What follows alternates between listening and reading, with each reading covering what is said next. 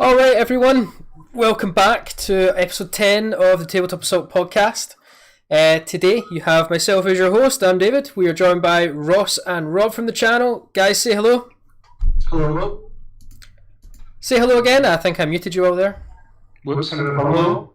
Excellent. And we've also got a special guest on today's episode. We have PixieLou85, or commonly known as Pix. She's decided to join as one of our guests to the podcast today. Say hello. Hi guys. So those who maybe know Pix more familiarly from our channel is always the person, the keyboard warrior in our chat, and rightfully so. Always good stuff from Pix in the chat. But today you're on the podcast to answer some of our questions, but more commonly, more importantly, Pix has a Twitch channel which will be in the description below, guys. We highly recommend you all check that out. Some great content over there. Pix is a phenomenal painter. Pix, why don't you tell us a little bit about your channel for those who are watching, if you don't mind? I feel underprepared. Over on Twitch, it's mainly miniature painting that I do for 40k, EOS, Judgment, Kingdom Death, just loads of different gaming systems. Paint commissions on there as well. Usually, if you tune in on Wednesday or Sunday, you'll find Rob lurking in the background as well. Sitting next to me, usually painting a pile of Necrons as of late. So yeah. It is some pile of Necrons. Yeah, massive pile of Necrons, especially with the latest installment. So yeah. Tell you this, Kingdom Death, well, me and Ross have a hankering for that game, so if you've got... Have you painted Kingdom Death? Yes. Ross, I have about 30 Kingdom Death minis sitting here, limited edition, that I've yet to open. Why did I not know this? I don't know. We need to chat about this after stream. We do indeed. We do indeed. Yeah, I knew you'd be happy to hear that, Ross. Come on, Kingdom Death. Indeed, what a game. What a game!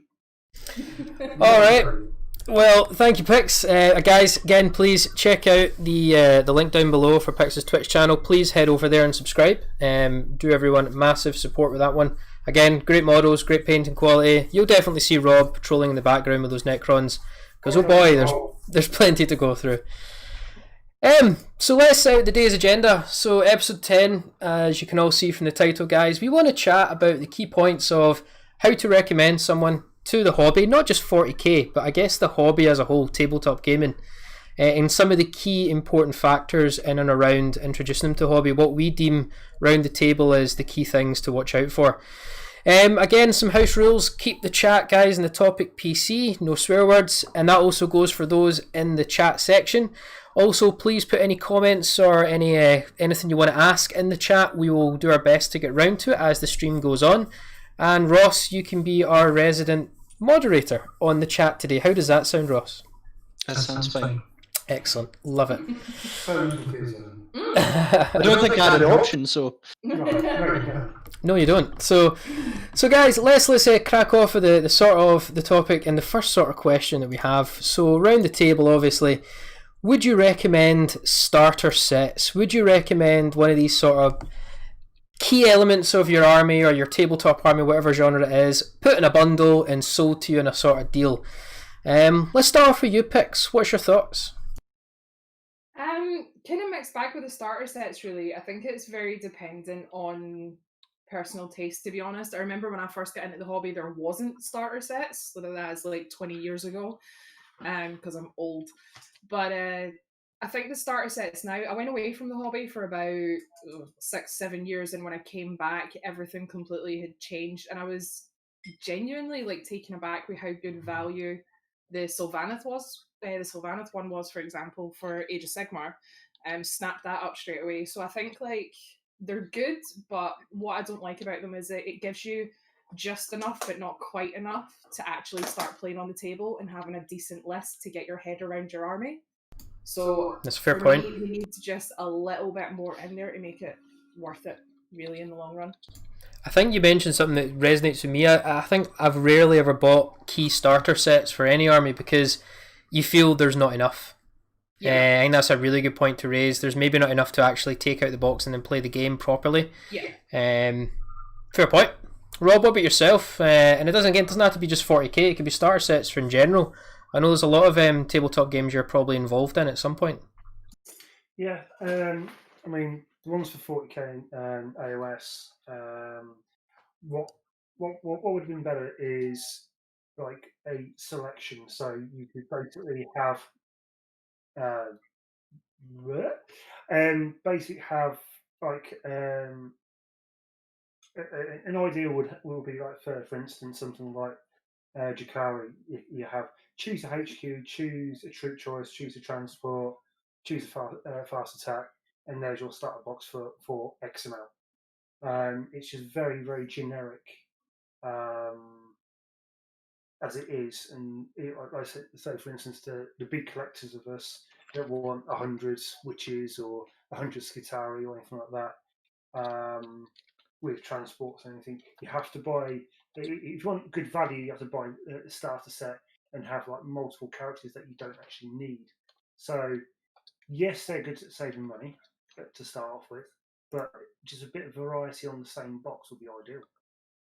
Fair point. Okay, excellent. So again, kind of on the same vote there. There's maybe not enough to go with it. Variety is definitely another one as well, because a lot of the times you're in your hobby not just for the army, you're in for the look of the units. Exactly. And the design of the units.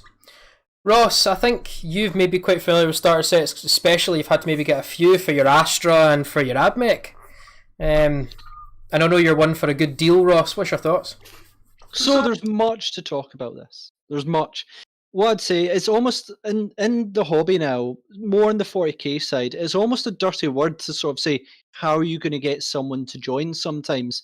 Especially in the sort of games with loads of variety, sometimes it can be quite expensive. So the only thing I'd say is make sure your friend is wary that, what are they interested in? Are they wanting, we've got friends, friends I've been playing that they love board games mainly. So they've been playing House on the Haunted Hill. They've been playing, I'm trying to remember some of the ones, but they play loads of like mainly 2 to 4 player board games. And if that's what they're after, then no way would I recommend 40k. But it might be something, or Age of Sigmar. But if they're into tabletop gaming, board gaming, etc., try and gauge their interest, what they're looking for first. But if we are specifying on like Games Workshop stuff, army-based stuff, the main thing I say to people, and I always think back to when I got into the hobby, I was first given, ironically, an Astra Militarum Sentinel, and I've still got that metal Sentinel. But when I went into the store, the first thing I saw was evil. I saw chaos. I saw Dark Elder. I went, I'm not interested in the Sentinel, which is ironic because I've just painted a whole bunch, this being nearly 20 years later. But I saw evil and I was like, I am drawn to it. And then the first thing I did was then buy the starter set, which came with Space Marines and Dark Elder, which was fantastic. So the very first thing is, one, you've got to be honest if whoever's saying is, look, this is a really cool hobby. It has many things to it, both the playing and the painting. What are you most interested in? But if you are interested in it, the first thing you need to do is what looks cool. Okay. You also need to maybe ask them, do you want to win a lot? Because there might be some things you go, they might be, I don't want to lose every time. And there are some armies where you're going to lose. But if you don't enjoy the look of the force of the game you're playing, then you're just not going to enjoy it, and it's a hefty investment to it. So what they like to look at first is probably the first thing I would say. Second after that, I'd be like, look, play a starter game before you buy anything. Maybe give them a wee bit of an idea of how it goes. I mean, if it works in Games Workshop, they try and get people in with trying the game. That's maybe a strong point to start with. And then maybe try paint something, because something I've regretted is that I've just got into painting, in the past year and a half. And I've not painted, I've been playing Warhammer on and off for the past 20 years. And I realise I really missed a huge segment of this hobby that I really missed out on. And it's quite annoying in that way. I really wish I'd maybe tried painting when I was younger, but I didn't have the confidence to. Now with YouTube and things and Twitch, we've now got so much access to it. So there's sort of many questions to ask on this one. One, don't lie, this is an expensive hobby if you are going down this one. What do you think is cool? Or do you want to win a lot? Do you want to play competitive and try a game? That's kind of where I would start. And if you want to think about painting, go for it. Okay. You pre-answered one of the future questions, so we'll come to that later. But that's fair enough, Ross. Yeah, okay. Ross, get back on the chat and tell people to stop requesting Ultramarines. Come on. I can't type if I'm talking, it's too difficult. Learn to multitask, please. You're meant to be my moderator. I'm not that good. I'm working on it. Right, okay, but that's all good points. Yep, fair enough. I think, Ross, you went down a similar route with me, especially with 40k, when you seen the forces of evil and it instantly took you over. I know I certainly had that with Chaos. I really need to get back into Chaos. I certainly do. Okay, well, we're still on the same topic. Obviously, buying starter sets, or you're right, you want to find the right look of an army. Here's an interesting one, especially for modern day. Where to buy from? Where is the right place? Do you buy it? Now, this is a very controversial question, yes. but it's a valid question nonetheless, and I think it does need to be discussed. You look at the price of tabletop hobbies at the moment, and tabletop hobbies can be quite expensive. You put a lot of money into the paints, you put a lot of money into playing the games on a board or table, and you put a lot of money with protection, transport, and then the models themselves. So would you guys advocate, shopping around for second-hand armies, like your auction sites, or using your local gaming stores? We've all got them in our local towns and cities. I know in Glasgow we've got a couple of good brand ones. But using these sort of shops, or would you go to the retailer themselves? And let's actually just use Games Workshop as an example. Would you go directly to Games Workshop or these sort of independent retailers? Rob, let's hear it from you first, mate. Oh, cheers, bro. Everybody knows it. The independent retailer can knock quite a bit of money off buying stuff because they're able to, and anybody and everybody will lie if they didn't say they would go to a third party. They don't go to a third party. I do go to a third party because the amount that I buy in bulk is ridiculous, scary. So I do go there. I mean, yes, we do have to support the likes of GW, no problem at all, and I completely advocate that all the way. But I said, when anybody can get something cheaper, definitely would go down it. Now, people who've got second-hand armies to recycle them, if they're able to, yeah, go for it. If you can see the army itself and sell it on to be used, yeah, go for it. If you like the look of it, and you can do whatever you want to it, then do it. It's not a problem. If you like, for myself and Pix, on painting up people's armies and all that sort of thing, for commission painters, which is a separate topic itself. I said, people buy armies given to us, we paint them up for a fee, away you go.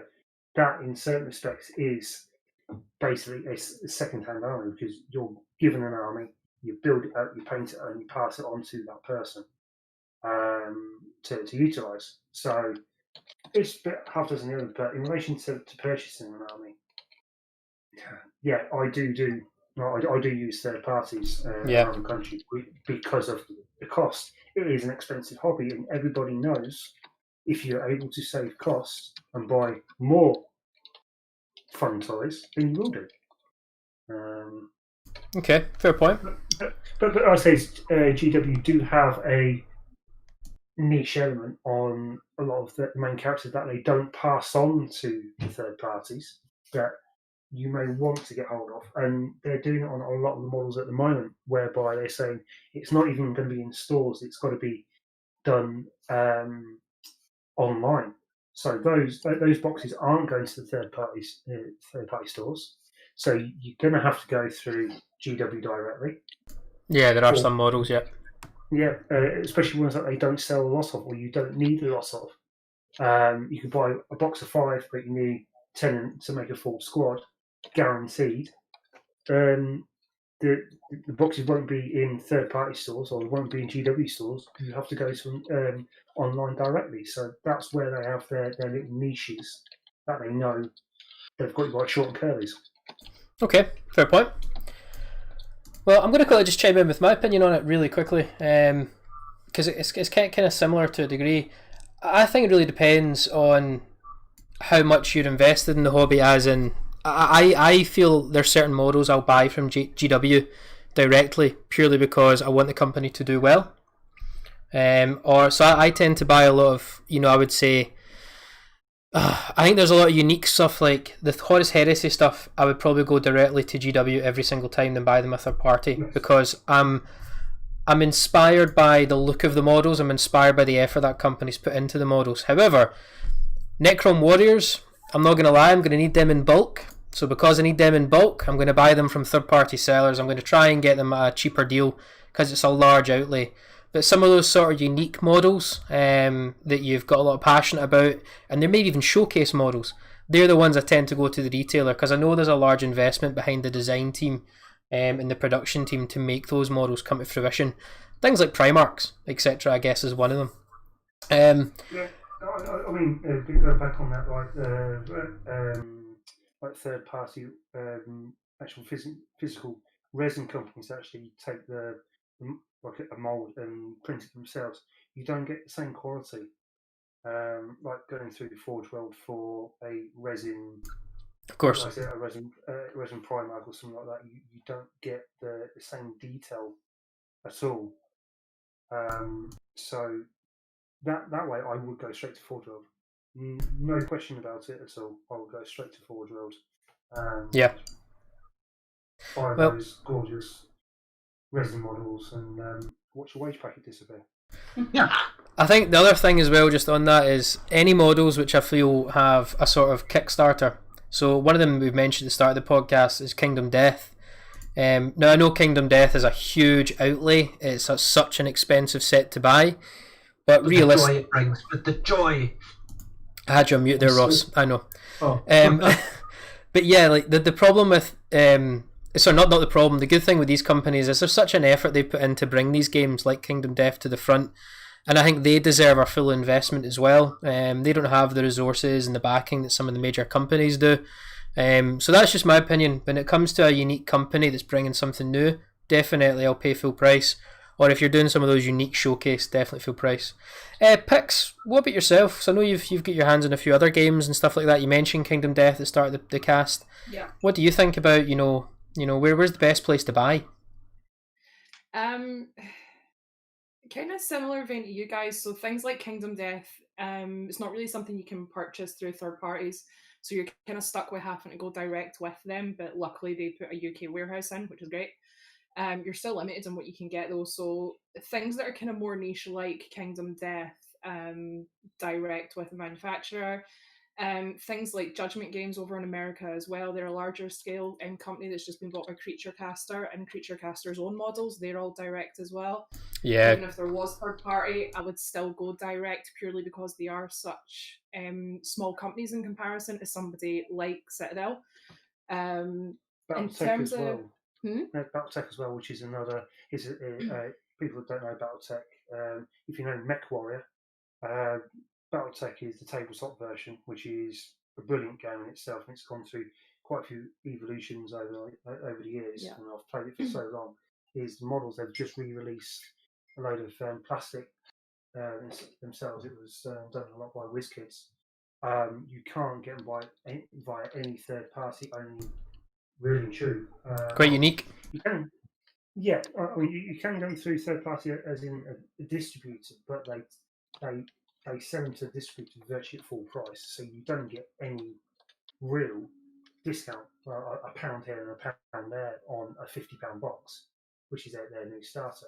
But to be fair, it's such a unique style game. It's basically you take Adeptus Mechanicus, Adeptus Titanicus even, but you revamp it. It's a different style to Epic.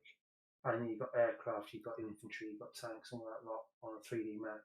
And it's such a brilliant game itself. And the models, you think you're in 100-ton Titans running around. It's great fun. But the models themselves, and they're all in I saw the resin plastic, and the detail is fantastic in itself. Pix, just quickly on that point as well. When you got into, I know you've posted a lot of pictures recently on your social media about your Dark Elder army, and you've been working really Dark Elder. I mean Drukhari. That's terrible of me. I need to use the right terms. No, Dark Eldar. Let's use the right term, Dark Eldar. And obviously you've done a really long-term project with your Adeptus Mechanicus. Yeah. Just on a personal level, do you mind sharing? Did you source a lot of that from battle boxes, or did you try and do a lot of online deals, maybe sourcing from auction sites?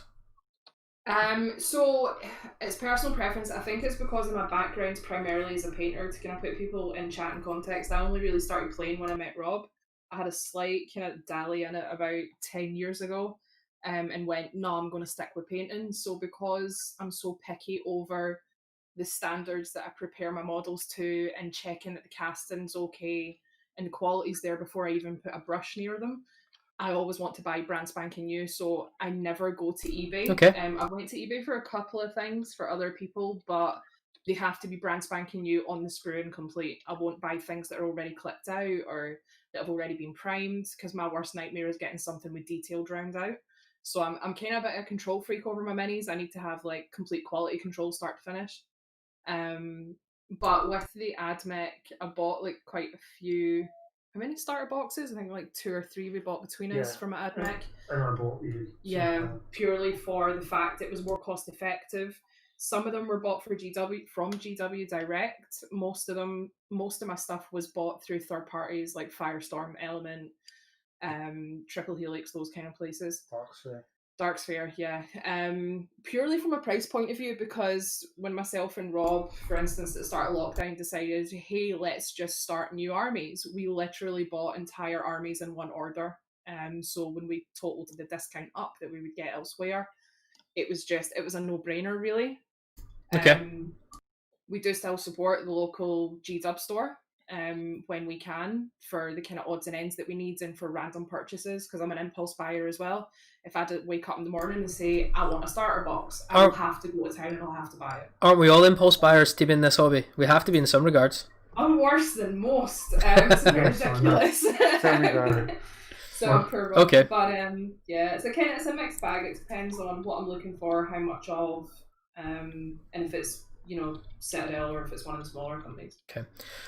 I'm going to, Ross, just relieve you from the keyboard warrior duties just now, right? Stop using your keyboard. So obviously I want to know your opinion on, obviously, where do you feel is the right place to buy, but to double up on that question, I want to know your thoughts as well on the general pricing of the hobby. And that doesn't mean just GW, that means the actual hobby as a whole, because it's obviously, we mentioned earlier, it can be quite expensive. Talk about that. Whilst you're talking about that, those who want to inundate Ross with questions just now, feel free to overload the chat with that. No. So Ross, I can't do both. take off the keyboard and take it away. Cool. So I'm going to preface one thing. I am absolutely against people buying, sort of models that are not created by the creator, or the people don't have, the rights to them from other people. I know a lot of people can get recasts and everything for a lot cheaper. Now, I have a history. I worked in the print industry for quite a few years. I actually owned a business, and I had a couple of people, not many, because we did put in restrictions to try and lock artwork being stolen. Some people did, and it's always absolutely the most gutting thing in the world when you see someone has stolen your artwork and used it either to get it manufactured anywhere else so they could avoid paying you creation fees. It is gutting. Now, I get Games Workshop's a big entity, so it's less harsh.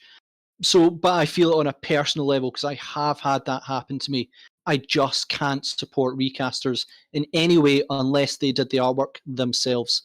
It's just a big pet hate of mine. I would never buy off there. But that is my opinion. The problem with that is that, again, you're bringing up the point of the price of the hobby, and I'll go into that in a second. Duke brought up a really good point earlier on, saying it really depends what you want to get out of it. So, for instance, I would almost buy all my miniatures probably from a third-party website rather than a Games Workshop store. Now, if you are, for instance, wanting to buy a ready-set army and go maybe painted, eBay is the way to go. You'll probably find someone who is wanting to put out a force there. If you're painting, it depends how good a painter you are. I've just started. I don't like buying off eBay for models because they're pre-built. I usually sub-assemble built.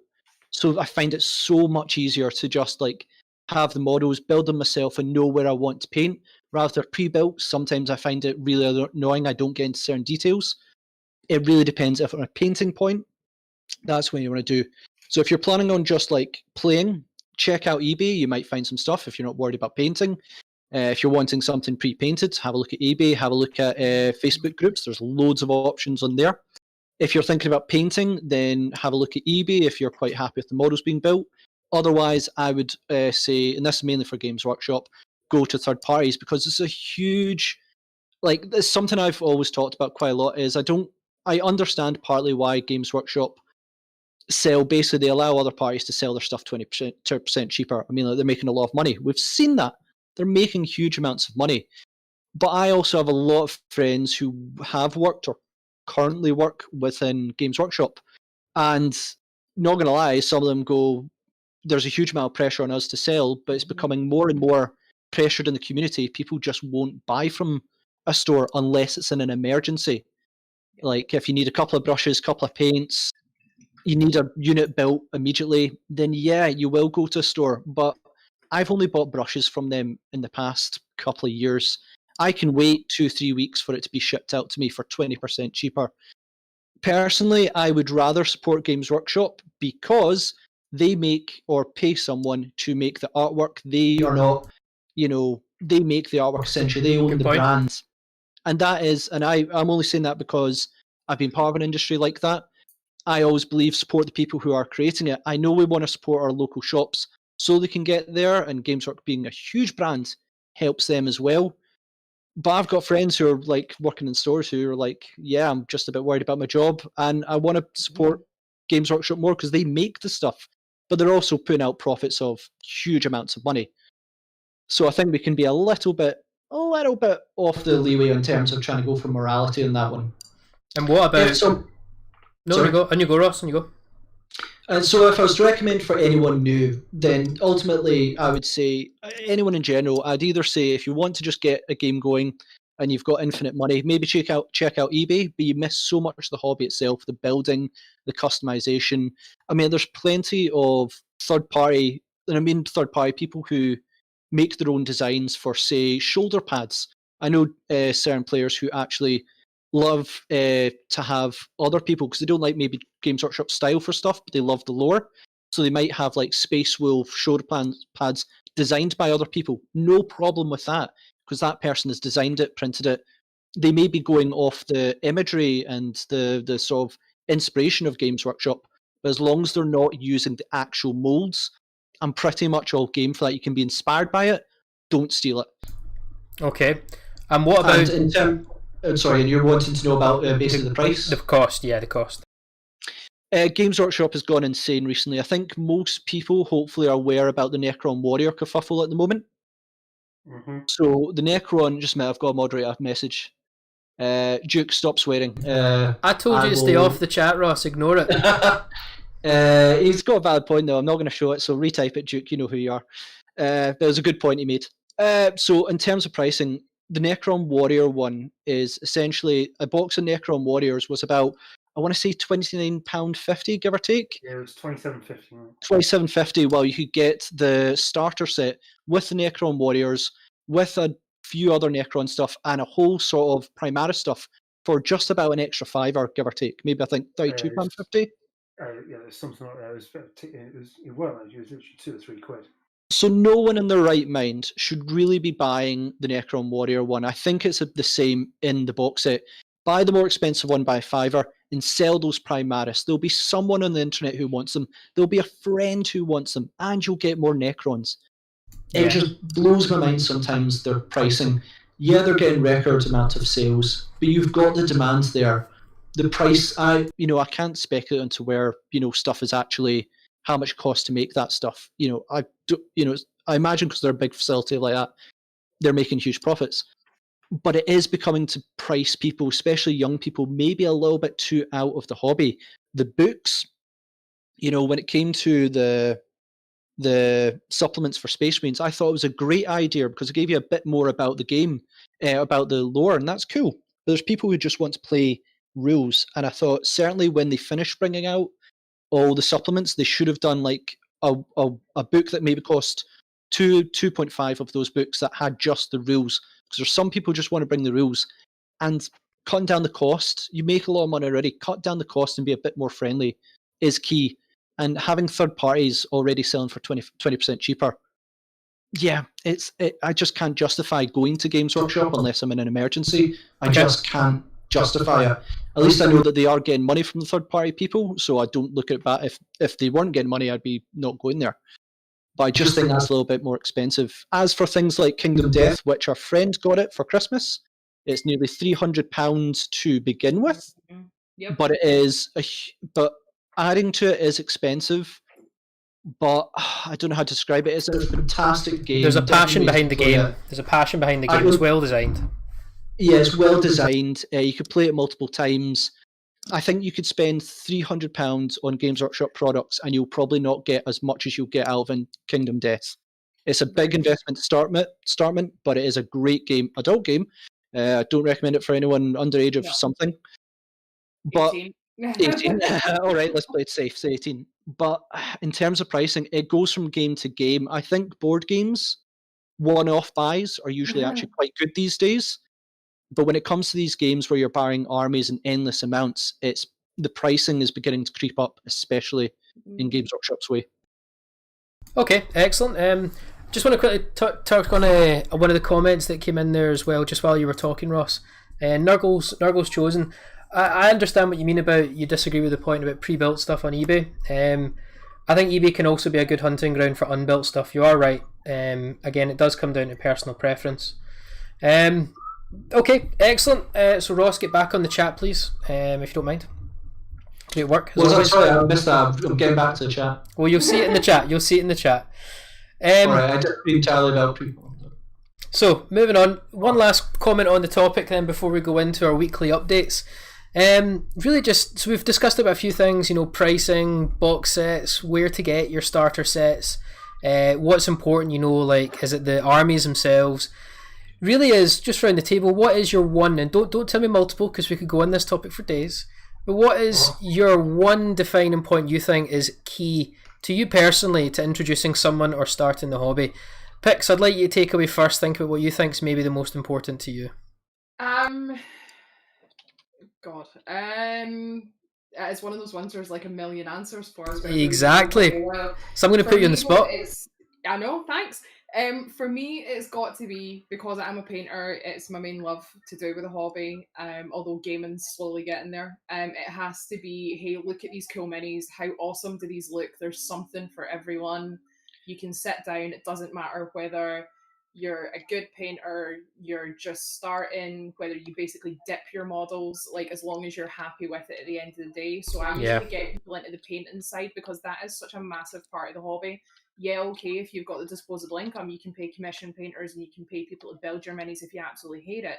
But let's face it, the vast majority of people don't have that. So you need to kind of almost like going in with full exposure of, hey, the hobby does have this side too that people forget about. Yeah. So you get them into the building and the painting, and then once they're in love with their minis, they don't care whether they're winning or losing games, and they have more fun in the games usually, on the whole, for kind of my experience. So it's always getting people into the painting. Excellent. Okay, Rob, on to you. What do you think about yourself? What do you think's the key thing? Can be the same, it can be something different. What's your opinion? Well, for a lot of the games as well is the like the board game side, what GW do. So the likes of Blood Bowl, the likes of Adeptus Titanicus and all that lot, and like for what we guys do for 40k etc. is it's just showing the different sides to it. Is you can play 40k, but in these different ways, and they can be all linked together. So you can do Titans, you can do aircraft, you can do, hopefully, come on, GW, you gotta do this, epic. If I do epic again, so many people come back to GW, it'll be frightening. We'll be bankrupt. Yes, I will be. I am now. But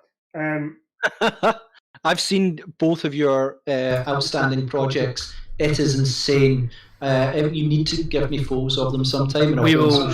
Let's keep personal finances off the podcast. So crack on. But yeah, it's if you kind of bring somebody into it, just show them what it's all about. Don't. One thing that I got taught, and I've always stood by, is don't force people into it. The more you force people into it, the more they'll just go, you know what, I'll just step away and not even think about it. And that's a person that's lost from the community. And it is a community hobby itself.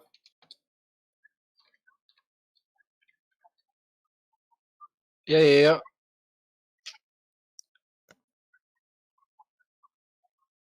So you're gonna have to tell me because I didn't hear it because I've been chatting too Oh, much. sorry. Right. What do you think is the most important factor to introducing someone to the hobby? Now, me and you have probably been involved in the hobby for a while. And we've had a group of friends over a number of years that have dipped in and out of the hobby, but we've always sort of been there. In some regards, we've seen people and had to help people introduce. What do you think is the main point in your opinion? Can be the same or something different than anyone else. So the main point in introducing to them, well, it's again this hobby about finding what you enjoy in it. If you don't enjoy the hobby, if you don't enjoy this games, if you don't enjoy the lore, then you've got to find something you absolutely like about it. If you like the lore but you don't like the games, buy the books. You're going to find some cool stuff in there. I know people who buy the books and it's cool. If you're into painting, then maybe try some models. Doesn't need to be from Games Workshop, but it's going to add something different to your models. I've met some people who just did basic painting, not basic, but they did quite good painting, and then you're like, well, could you try painting this model for me? Painted it and they went, that was something so different and really cool. Then you show them bigger models and they absolutely love it. And if it's someone who's going to play it, then it needs to be a mixture of, do you enjoy board games? Do you enjoy the banter? Are you competitive? If they enjoy it, great. It's all about what do you find enjoyment in it. And I think it's enjoying both playing it, being the physical side in it, which is enjoy either painting, playing it, etc., and also enjoying it visually, which especially in like 40k, but even in Kingdom Death, many board games, a lot of board games are visual. Is it Zombie Side as well? Is really cool. That's a fantastic game. Got that one. Yeah. You've got to be able to enjoy interaction with people because that is it. It's a very social aspect. You've got to enjoy the lore of it. Probably, if you're into zombie games, you're going to enjoy that. If you're into war games, you're going to enjoy that. And you've just got to enjoy the visual. I mean, it's a mixture of all those things. I think are so important. All valid. Okay. Right. Well, I'm going to close this topic off with my last thought. So obviously, I feel the most important thing is how many dice are involved in the game. No, I'm kidding on. It's definitely not the dice. I remember. Sorry, Dave, just saying that. I remember when you freaked out when 8th edition came out, and the amount of dice you got, like for an orc attacking, went from like you could get a maximum of like 40 dice to suddenly 120. You're like, I'm sorry, Ross, how many dice do I get? And then suddenly we realised that from 7th to 8th edition was just like, here's a bag of dice. It's not enough. Yeah. I'm aware, but although I've certainly changed now, I need more dice. No, I think it's kind of something I've couple of touched on. For me, the most important thing of any tabletop hobby is how strong is the lore behind it. That's what really determines me. I've been stung by not doing enough research into lore in certain hobbies where I've bought into them, realised the lore was very much lacking. So there's not really a narrative to play that tabletop game along with. So yes, closing opinion, for me it's the lore. If the lore is strong, then by all means I'll invest in that hobby. And I guess that's why Kingdom Death is so important. I love Kingdom Death purely because there's so much going on there. And also 40k. I love the lore in 40k, although I have my issues just now because there's certain girly man robots about doing some stupid things, but I have trust and faith in the writers that will fix that. But we'll save that for another podcast. So, moving on to the next section, guys. Obviously, we want to talk about the weekly updates around the table. And these are no particular order. We've just looked at the week of tabletop in general with GW since the last podcast. So a couple of things we're going to pick out here today. And for the viewers who maybe haven't seen this, this is a post that went up roughly about 5-6 hours ago on the Warhammer 40k Facebook page. I think all of us around the table in the podcast have possibly seen it. But it's a preview, The Dead and the Divine. And it's a preview, 2 days remaining. So this Saturday there's going to be an announcement online. And it looks like potentially some new models. Ross, have you had a chance to look at the preview? Had a wee thought on it? Yeah, so I've mainly seen, so although we don't play Age of Sigmar, and boy howdy, some of the models that are coming out for Age of Sigmar, damn, they're cool. I'd love to. They're obviously updating vampires, showing them, and I think that's so important because, yeah, vampires are a niche that's been done by everyone, but Games Workshop, I don't think they've updated vampires other than the Monarchs, or basically they haven't updated vampires too much since way back when. They're probably legal enough to drink in America. The models are pretty old, so see a refreshing of vampires, because vampires are iconic in most fantasy settings. Sorry, Ross. Yeah. This was the Necron. It looks like the Necron's preview. Oh, right, sorry, I thought you were talking about previews in general. No, the preview that was announced for like 5-6 hours ago on the Warhammer 40k Facebook page.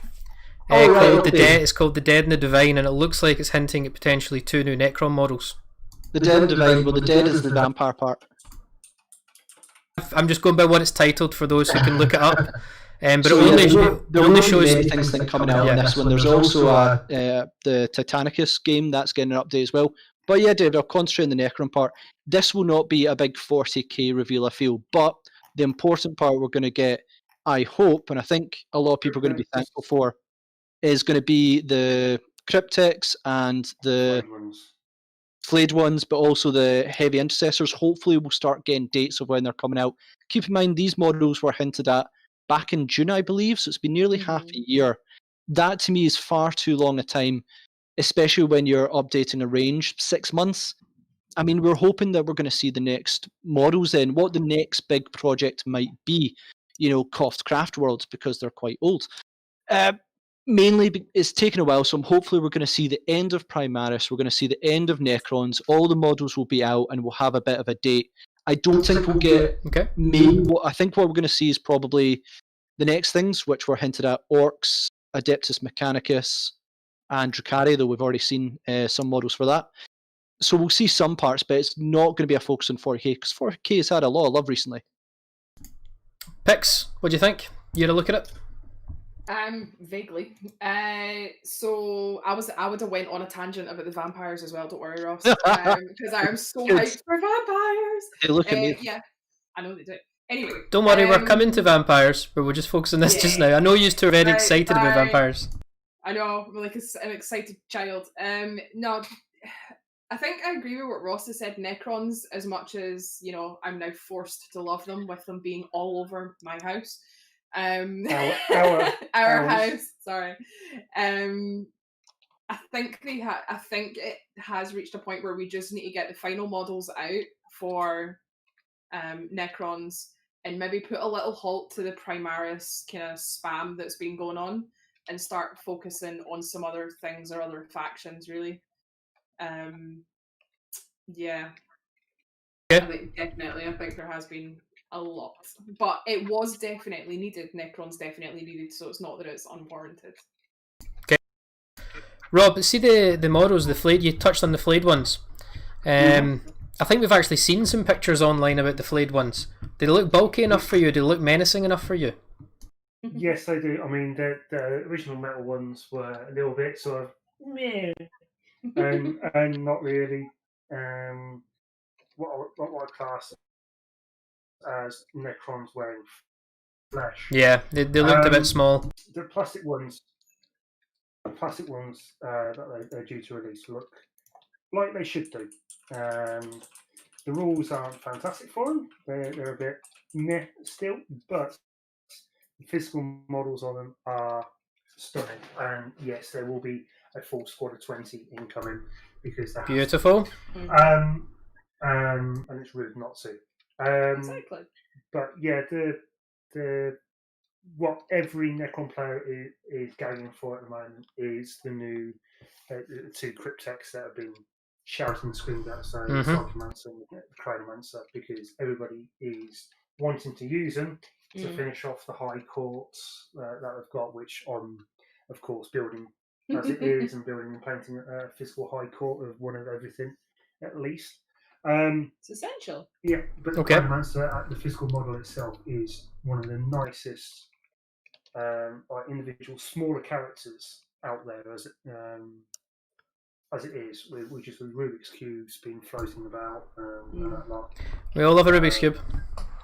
Oh yeah, can't complain.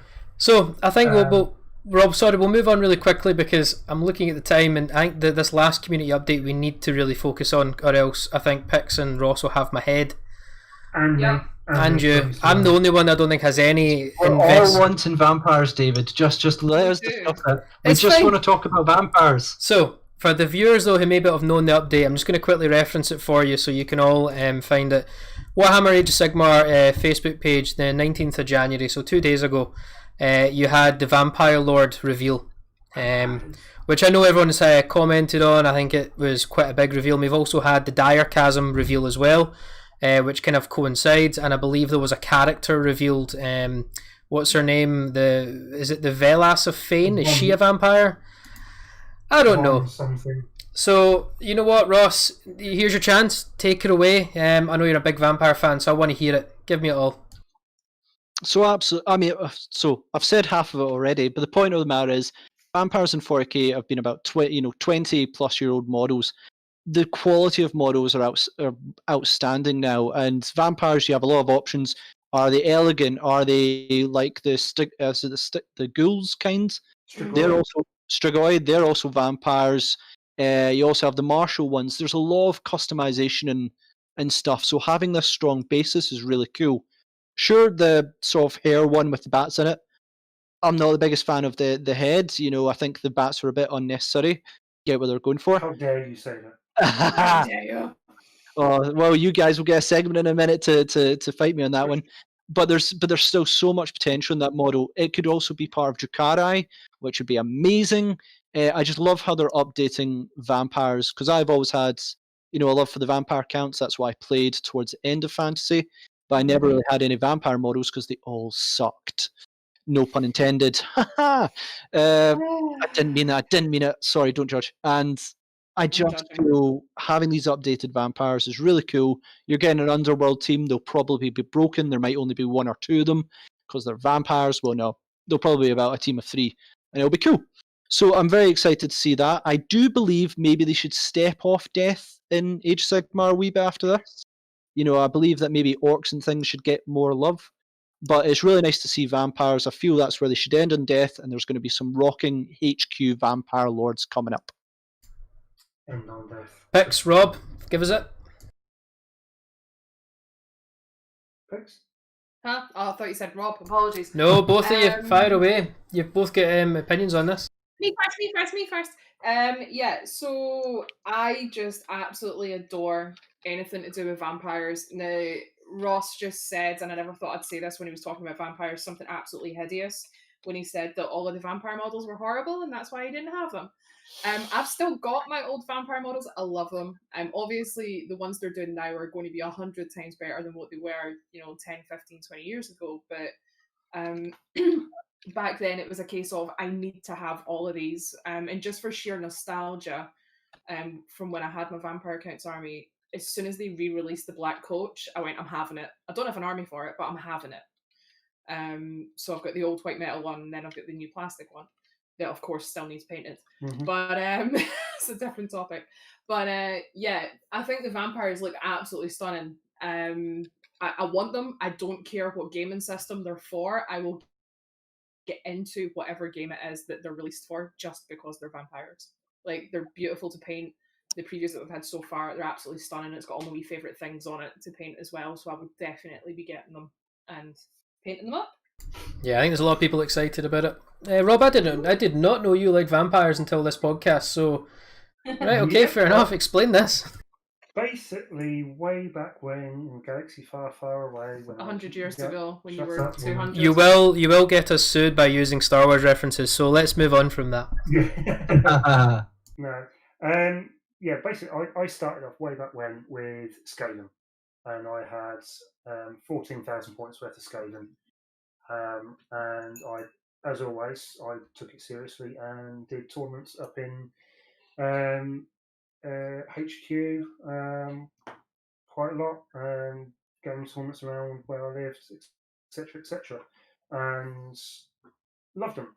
And then I picked up Vampire Counts, and I did a full Strigoi tournament army, and I made a vampire dwarf.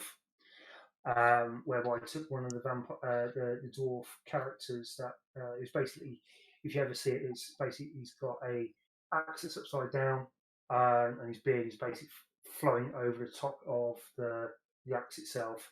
And I basically painted it as a vampire, and I put very tiny little bat wings off his back itself. And I put him in. If you guys remember back when they did Storm of Chaos. And yes, unfortunately, I do remember that. Yeah. So Tugendgard, I actually got about 40 of them and actually made them into Graveguard. And I literally put one of these guys in the front, the Vampire Dwarf, as my main lord. And then I also did a conversion for a White King on top of a demon head with a Empire banner, which I've still got and it's in the cabinet. It was one of the very first main models that I painted, and it was a good laugh. So yes, I played vampires for about 3 years competitively, and absolutely loved them. Absolutely loved them. Just the dirty combos you come up with, the sort of back then, like sort of strength 10, toughness 8 vampire that would just literally go into anything and rip it apart. When Carl Franz was on his original Griffin charging into Deathclaw or something it's called, isn't it? Yeah, Tugendgard just fell apart on the wayside, and this vampire just stood there and gone, "You want some sun? Come here!" And literally took Carl Franz down in one fell swoop. Stuff like that. Vampires and Skaven with my only true loves in AOS, but yeah, love them to pieces, and I can't wait to see what they do on these because, well, both me and Pix have got some death. As it is. Some death, yeah, with 120 chain rafts you've got? No, 200. Okay, 200 chain rafts, and I've got about 3,000 points worth of Bone Reapers. And my lad Mason, he's doing death, but full blown Nagash style skeleton horde, which he's doing. He's painted it really well for his first attempts. You'll be quite impressed with it, Ross. So yeah, death runs in the family, so to speak. What a horrible saying. Fair enough. Yeah, we get what you mean. No, it's all good. Very true. But yeah. Okay. Well, I don't have much. I'm going to give an opinion on this other than my experience of vampires is literally only when I play vampires in the old World Wars, or not old World Wars, what was it called? Old Warhammer Fantasy. That's when I used to play it. Which is what I did. But and then I guess Total War is my other exposure to it. However, I did actually in our wee chats as a group make a comment the other day, which I felt the Lord reveal just looked like a rip-off of Sauron from Lord of the Rings with the armor design and the mace. I know I'm probably going to get my head bitten off for that, but it was just... No, I can see what you mean. It was just my opinion. I felt the armor felt very, very close to some of the armor types that you get in Lord of the Rings. But it also feels like it's the right kind of armor set to go with vampires. It does look cool on them. I won't lie, I'll be very interested to see what they reveal, if it's going to be, a full-blown army, which I think it will be, along with this Underworlds team. Some big crazy zombie monsters I'd like to see. The only thing I've got to ask for those around the table, it's my understanding, but isn't some of the old Vampire Accounts army already in play with things like crypt ghouls and things like that? Yeah, they've changed all the wording for them, because in the old rules it used to be you had your vampire book, then you choose your bloodline, whether it's Lamia, Strigoi, Blood Knights, I can't what the other one was. Remember. Necromancy, I think it was. Yeah, Striggers and stuff. Necromancers are on their own. So they've taken like the crypt ghouls, crypt horrors. They've made it like basically a Strigoi Ghoul King army in a book on their own. So they've taken one bloodline and made it their own.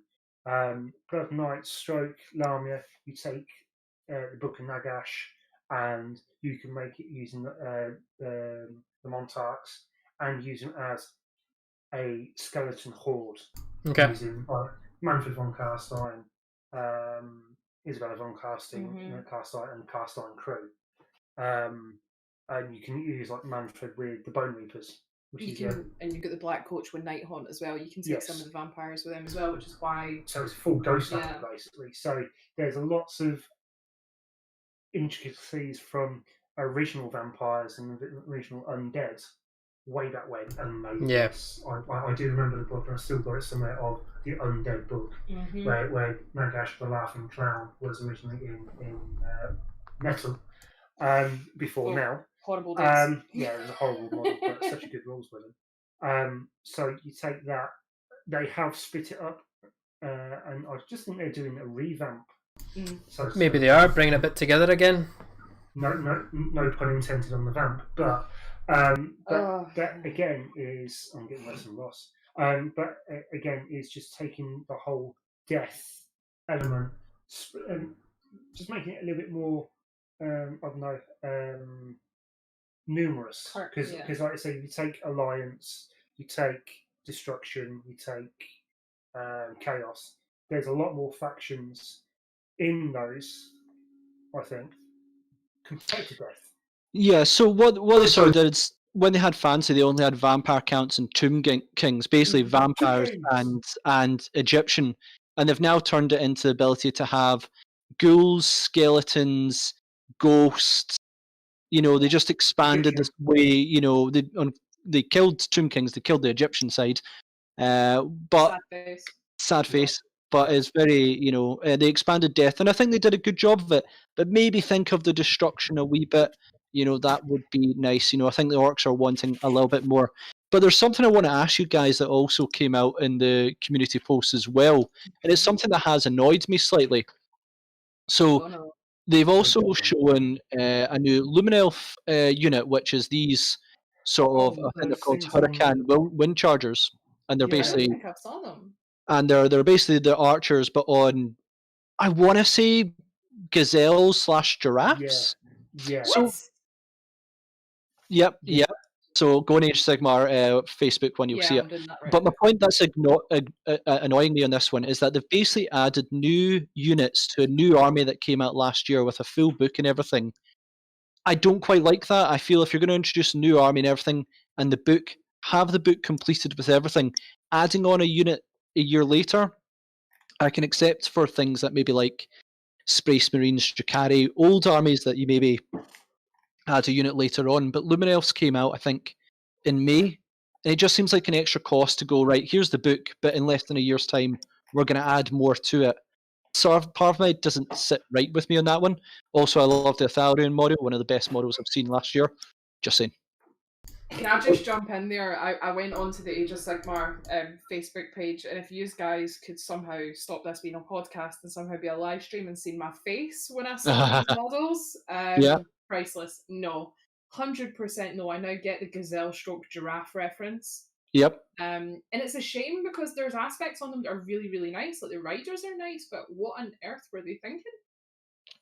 I really don't like the helms. But my point is that don't bring out a book for a new army, then go by in a year's time we're going to add, you know, I think it's basically their unit and an HQ choice that's coming out. Just doesn't sit right with me. So I'm going to jump in and just kind of play devil's advocate a wee bit here with this. I'm going to try and explain where I think maybe why they've done this, Ross. For me, I'm also going to just say I actually like the models. I think the new Lumineth models look brilliant. The gazelle / whatever you want to call them, I think they look really nice. I'm sick of seeing horses, and I'm sick of seeing cold ones. So sure, give me some sort of deer-esque. I know Sylvaneth have sort of deer stuff. I like them, so that's pretty cool.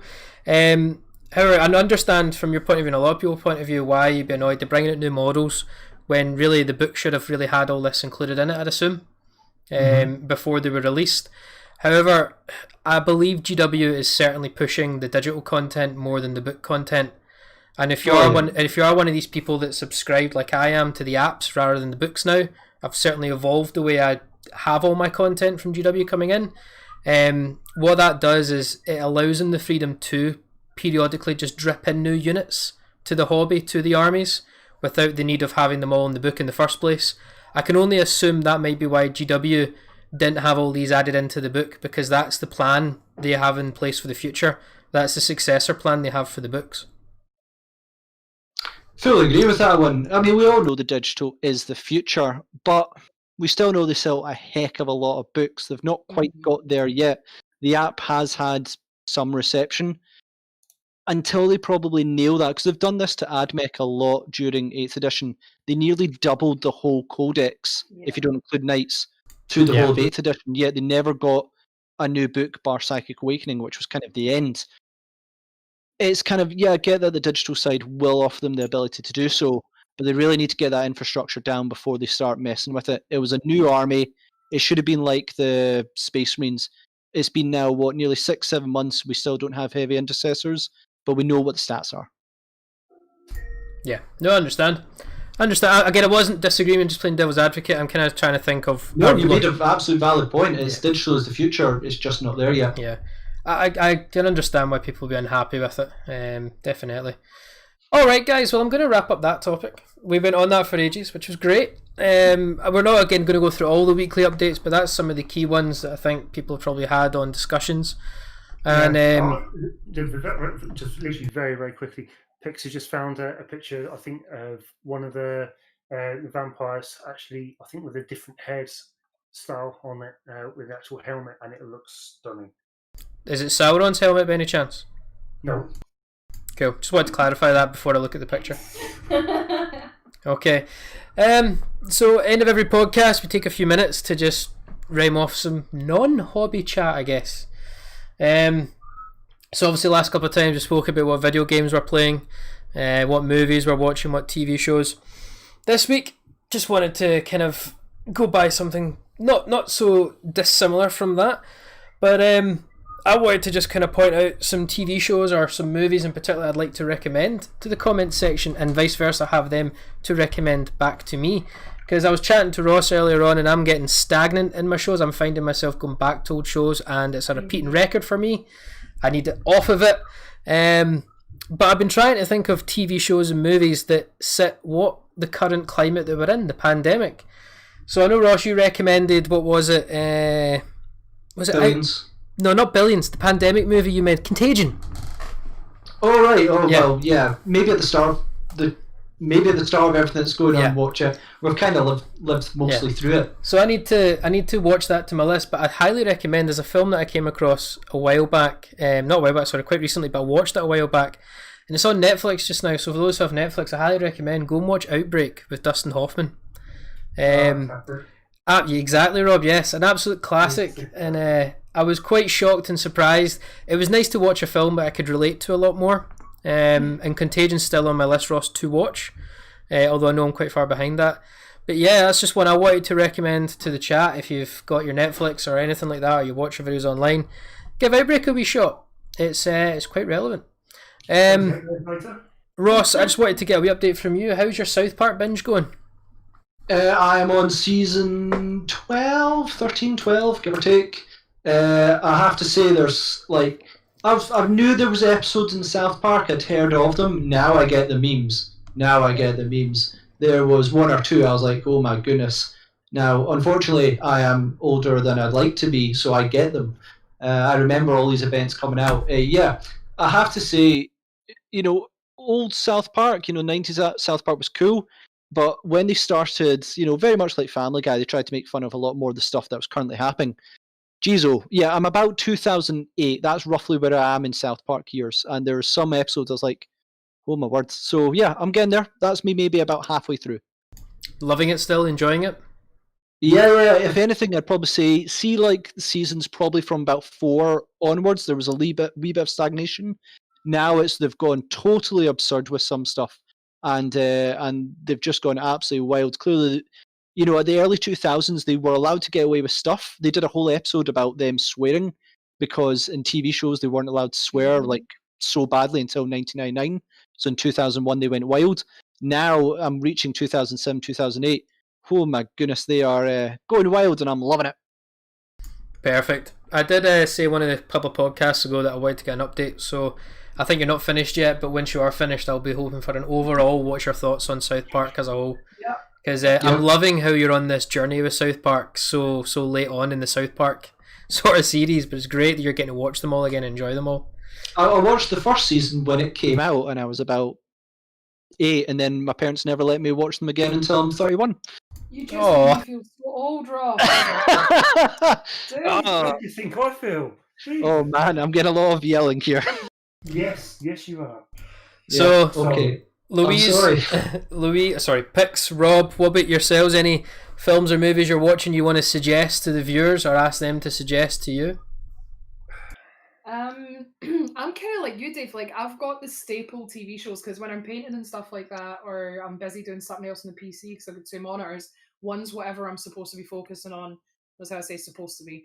and then the other one is Netflix or Amazon Prime or something else. And I've always, for years, had the exact same shows that I go back to. Which Same. Breaking Bad, Dexter. Got to hold my hands up here. I'm sorry, chat. Please don't judge me. But Vampire Diaries and Blame It on That Army. Jeez. I'm sorry. So yeah, there's the same shows, but it got to the point, I think, about a couple of months ago, where I just went on to Netflix, and they've got that kind of like recently trending. Yeah. And I went on and I saw the Queen's Gambit, and I'm like, what is this about? And I read the bio for it, and I'm like, okay, quite like chess, so I'll start watching this.